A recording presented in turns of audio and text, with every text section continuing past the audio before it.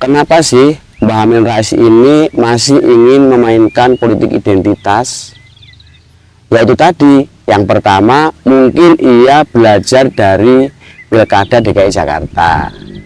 Dan pada saat perhelatan pemilu 2019, mungkin Mbah Amin Rais ini tutur, tidak melihat kalau politik identitas itu kalah dengan politik yang mengusung isu-isu kebangsaan. Jadi masih percaya diri bahwa politik identitas itu akan memenangkan pemilu 2024. Enggak, Mbah.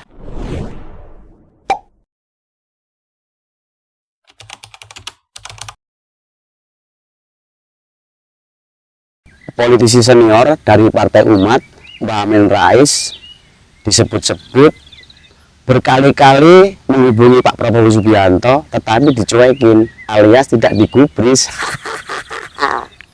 Itu yang pertama.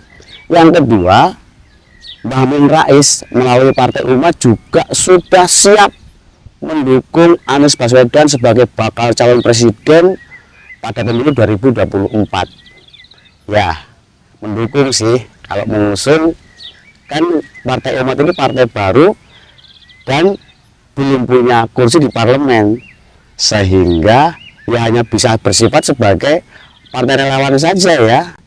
Karena secara konstitusi Partai Umat ini partai baru, partai kecil, dan tidak punya kursi di DPR, sehingga kalau sekedar mendukung ya bolehlah. Tapi kalau untuk mengusung secara konstitusi ya nggak ada suara di parlemen.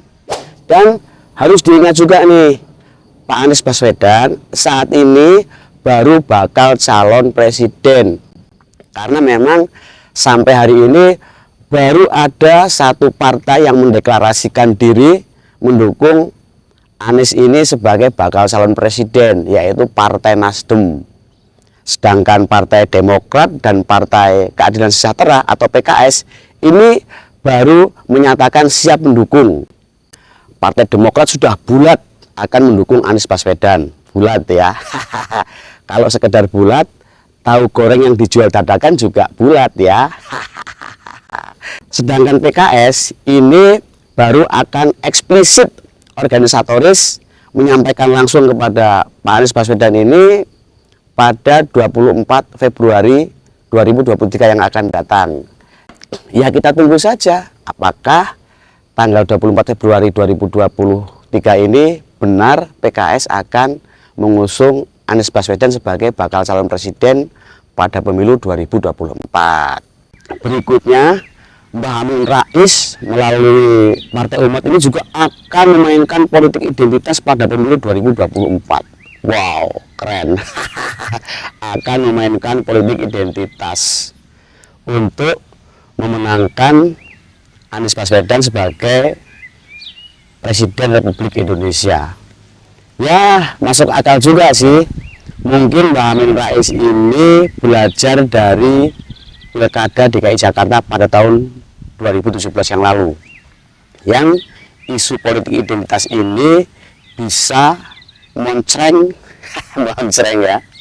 moncer maksudnya, memenangkan Anies Baswedan sebagai Gubernur DKI Jakarta. Dan politik identitas ini juga dibawa lagi pada perhelatan pemilu 2019.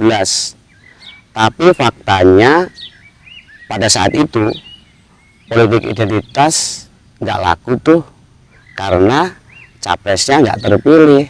Artinya politik identitas tidak berlaku untuk pemilu, hanya bisa digunakan pada Pilgub DKI Jakarta. Itu pun pada tahun 2017, ketika rakyat sudah cerdas, rakyat sudah tahu, sudah nggak laku.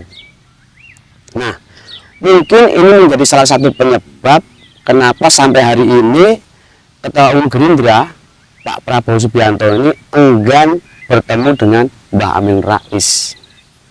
Karena bisa saja Pak Prabowo ini sudah kapok, tidak ingin lagi memainkan politik identitas. Karena terbukti pada pemilu 2019 yang lalu, Pak Prabowo ini kalah. Kenapa sih Mbah Amin Rais ini masih ingin memainkan politik identitas? Yaitu tadi, yang pertama mungkin ia belajar dari Pilkada DKI Jakarta. Dan pada saat perhelatan pemilu 2019, mungkin Mbah Amin Rais ini tidur, tidak melihat kalau politik identitas itu kalah dengan politik yang mengusung isu-isu kebangsaan.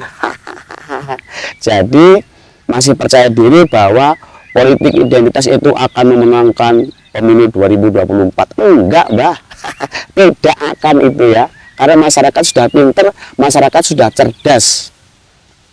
Dan kalau sampai hari ini Mbah Amin Rais akan mengusung politik identitas, saya menilai Mbah Amin Rais ini tidak punya inovasi politik yang cerdas, yang terbaru, yang bisa membuat seluruh masyarakat di Indonesia ini bersimpatik pada apa yang ia lakukan pada pemilu yang akan datang. Karena hanya akan merecycle, mendaur ulang politik identitas yang dilakukan pada tahun 2017 saat perhelatan Pilgub DKI Jakarta. Akan didaur ulang lagi sama Mbak Amin Rais, diolah lagi, tetapi sayang rakyat sekarang sudah cerdas. Politik kebohongan apa yang paling berbahaya untuk Indonesia saat ini? Politik identitas. Mengaduk-aduk emosi rakyat. Nggak, ini Mbak Rusi nanya ke Kang Maman atau ke Pak Misbakun? Nggak apa-apa, dijawab langsung. Politik identitas. Nggak juga. Mengaduk-aduk emosi rakyat dengan identitas yang sangat standar mengenai perbedaan agama, perbedaan suku, etnik, dan sebagainya, itu menjadi sangat berbahaya bagi masa depan Indonesia.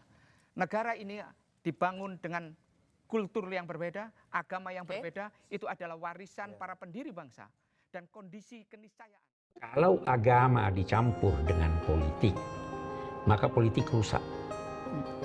Kalau politik dicampur dengan agama, maka agama rusak. Bisa jadi ada orang menggunakan agama untuk meraih tujuan politik, meraih kekuasaan. Itu tidak benar. Sangat masuk akal jika Pak Prabowo tidak mau bergandengan lagi dengan Mbak Amin Rais. Meskipun pada pemilu 2019 yang lalu, Mbak Amin Rais ini adalah orang yang paling vokal, orang yang paling ngotot, yang paling terdepan lah memperjuangkan Pak Prabowo agar menang dalam pemilu 2019. Tapi nyatanya juga Pak Prabowo kena prank, Pak Prabowo kalah. Dan yang membuat malu Pak Prabowo adalah ketika penghitungan suara belum selesai, Pak Prabowo ini sudah syukur mengklaim bahwa Pilpres 2019 itu ia yang menang. Kepercayaan Pak Prabowo ini tidak menutup kemungkinan itu karena bisikan orang-orang yang mendukungnya, yang salah satunya adalah Mbah Amin Rais.